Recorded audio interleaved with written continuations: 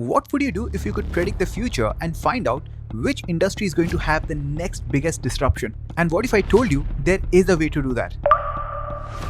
In 1839, people thought that this one new invention would destroy the human creativity forever. Well, they were right about the destruction, but wrong about the outcome. The invention of camera did destroy the traditional art market, but it created more artists and more visual culture than it produced in the last 10,000 years. And then the cycle repeated. Soon, camera became digital and it destroyed the chemical monopoly of Kodak. And that created billions of photographers overnight. And then again the cycle repeated. When camera made its way into the smartphone, it knocked out the industry giants like Sony, Nikon, Canon, turning these billions of dollar empires into niche players.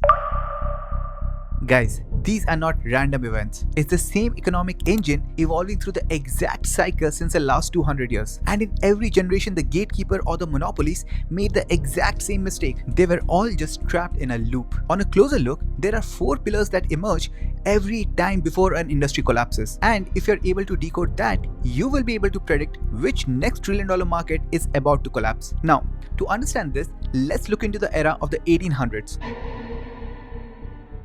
This was a time when the visual data was an elite commodity. In other words, if you wanted to preserve the memory of your dying child or your parents, you were at the mercy of a painter. Similarly, if sitting in London, you wanted to find out what Colosseum in Rome or canals in Venice would look like, only a painter could help you out. And because of this level of power, the art institutes across the world had the ultimate authority. And among them, Paris Salon became the most powerful authority. They had complete monopoly over artistry. It was only they who could decide if something was worth calling an art or not. And to control this monopoly, they imposed endless set of rules. They dictated how the brush strokes should look like, the chemical composition of your paint, what to draw and what not to draw. After a point, it wasn't important if you knew art. If you didn't engage in this level of complexity, you weren't an artist. This frustrated a lot of artists and even led to protests later on. And even the general public wasn't happy with this. Because think about it, if I didn't have enough money for an artist, my lineage wouldn't remember how I look. But when the mechanical camera entered the market, it bypassed every rule and solved the biggest problem of getting hyper-realistic picture 100 times faster and 100 times cheaper. As a result, this whole situation made Paris Salon completely irrelevant. It even exists today, but with zero authority. But as the old gatekeeper died, a new dictator took its throne: Kodak. Kodak understood capitalism. Kodak understood that the camera machine is absolutely powerless without the chemical film, and so they patented it. Every time someone on Earth clicked a photo, they were paying a micro tax to Kodak. And just like the Paris Salon, Kodak created a wall of friction, such as to see your own memories on photos, you were dependent on a dark room, complex lights, and toxic chemistry. And this entire process was agonizingly slow. For a family vacation, 1 week of delay in photos was a bad news. But for a global newsroom, it was fatal, because in the world of media, slow news is no news. The market was screaming for help. They needed speed and wanted to bypass this entire chemical process. The ironic tragedy was that Kodak also had a solution to this. They were the first one who created the prototype for a digital camera. But when the engineer showed it to the executive board, they rejected it. They said it did not use the chemical film. They were so blinded by their profit margins that they decided to keep the consumers in a slow, outdated process. Because the gatekeepers refused, the fringe element invaded. Sony dropped the first electronic camera, the Mavica. And to be honest, the quality of the photos was absolutely horrible. They were blocky, pixelated, but it did not really matter because it solved an even bigger problem. This camera could save images directly into a floppy disk, and this made the chemical labs irrelevant. While initially the purists and the photochemists, they laughed at it because of its obvious quality. But the real estate agent, the politician, the newsroom, they really did not care about the quality. What they cared about was speed.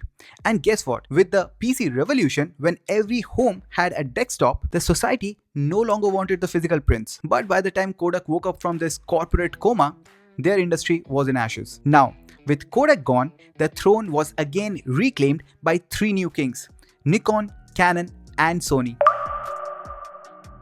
And these companies, in order to establish their monopoly, this time around created barriers around the hardware. They marketed that true professional quality image can only be achieved through these massive proprietary glass lenses. The camera bodies became ridiculously complex. The lenses became massive, the price swelled up to thousands of dollars, and to make matters worse, these companies heavily patented their lens mounts. So the customer was trapped inside their corporate ecosystem. It felt more like an ultimatum or a threatening to the consumers that carry a small camera in your pocket with low quality images or carry this $5,000 suitcase of glass for sharp quality photos. It felt like an unsolvable trade-off until the smartphones launched.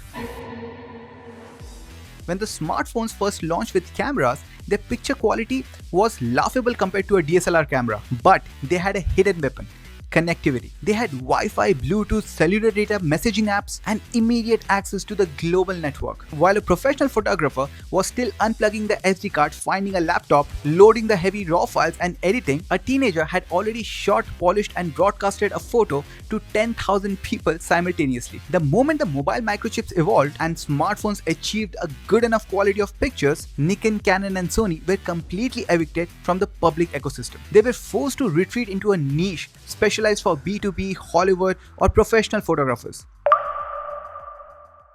Guys, what I just narrated isn't just a bunch of coincidences across 200 years of history. This is a mathematical inevitability. From these incidents, if you remove all the smoke, all the noise, you are left with a 4-stage universal blueprint that governs how every single major industry scales, stagnates, and dies. First one is the gatekeeper. Every single time there is a power structure that gets created and it becomes a monopoly. During the 1800s, it was the art institutes such as Paris Salon. During the 1900s, it was Kodak, and later on it was Nikon, Canon, and Sony. Pillar number 2, the complexity tax. These gatekeepers, in order to keep their monopoly, they create unnecessary level of friction and make the masses pay for those. For Paris Salon, it was the unnecessary rule and regulation around art. For Kodak, it was the complex chemical labs. And for Nikon, Canon, and Sony, it was their expensive gears that was super complex to use. The third pillar, the fringe revolt.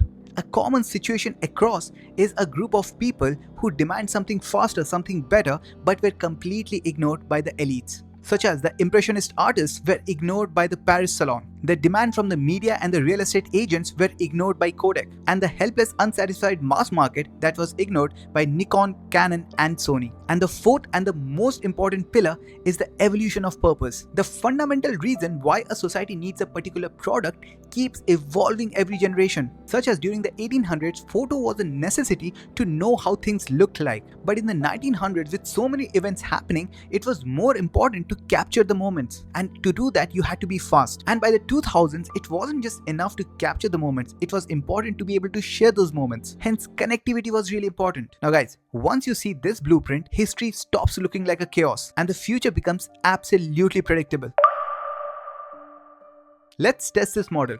Let's plug these 4 pillars into one of the biggest corporate executions: IBM versus the Apple. In the 1970s, IBM was the gatekeeper. If you wanted computation, it was an extremely complex process. You had to feed punch card into room-size mainframes. It was inaccessible to the common citizens. But the fringe elements such as the hobbies, the hackers, the counterculture dreamers were demanding personal computing. IBM completely ignored it. Why? Because of the 4th pillar. IBM was completely oblivious to the evolution of purpose. IBM genuinely believed that the purpose of computation was only industrial. They could not understand that the whole purpose of using a computer has evolved. Guess what?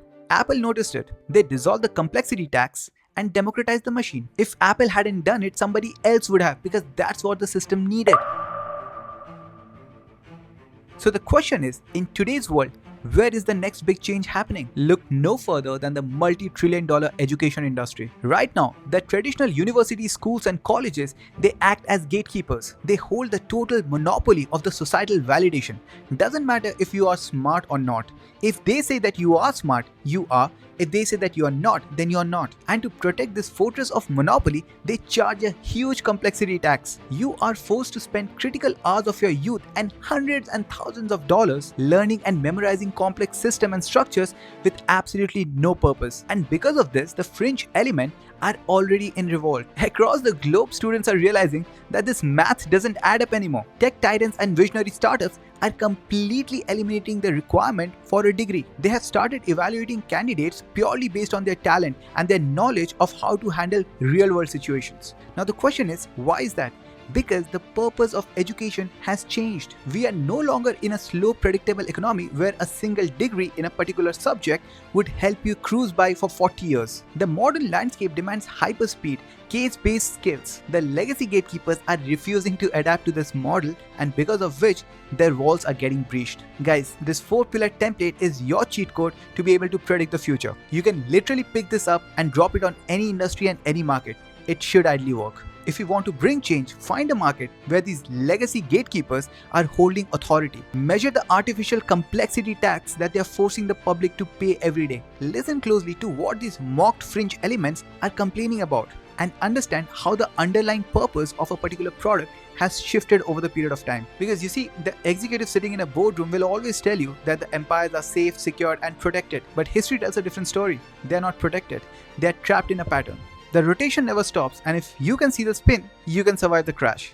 See you until next time. Until then, sayonara.